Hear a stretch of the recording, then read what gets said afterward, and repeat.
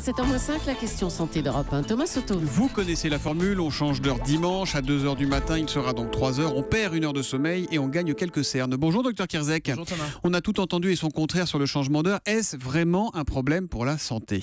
Alors ce changement d'heure, c'est-à-dire passer à l'heure d'été, est plus problématique sur le plan de la santé que l'inverse, parce que on va aller contrarier, on va aller contre nature, contre le rythme physiologique. C'est plutôt une mesure, quand on se rappelle historiquement pourquoi elle a été instaurée, c'est une mesure d'économie énergétique, mais c'est absolument pas une mesure de santé, puisque ça va un peu à l'inverse de notre horloge biologique. Et en même temps, le jour rallonge, et vous les médecins nous dites en permanence que la lumière nous fait du bien, donc vive l'heure d'été. Oui, il faut faire correspondre les activités avec la période d'ensoleillement, donc c'est clair que la lumière, qui est un antidépresseur naturel, va aller stimuler des hormones, la sérotonine, la mélatonine également, et donc ça va plutôt être favorable en termes de dépression saisonnière qu'on a pu connaître, ou le blues saisonnier qu'on a pu connaître l'hiver. Mais les plus fragiles, les enfants, les personnes âgées vont avoir du mal à se recaler sur cette heure-là, qui est encore une heure qui est antiphysiologique, et notamment on va entendre nos enfants qui le soir vont dire « il fait encore jour, j'ai pas envie d'aller me coucher ». Oui. D'accord, donc c'est plus comportemental que vraiment un problème de santé, c'est ça ? C'est comportemental et physiologique aussi, donc il va falloir rapidement se recaler sur la nouvelle heure et pas essayer de garder les habitudes,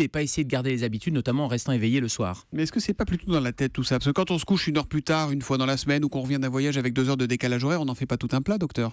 Alors, quand vous faites un voyage et que vous avez un jet lag de quelques heures, c'est ponctuel. Là, il va falloir recaler son rythme de vie, et l'objectif, c'est de prendre rapidement la nouvelle habitude pour que le système hormonal et la régularité du sommeil perdurent et que l'organisme puisse rapidement se réhabituer. Donc, il faut régler notre horloge interne, notre horloge biologique. C'est quoi le meilleur moyen de la régler ? C'est de faire du sport ?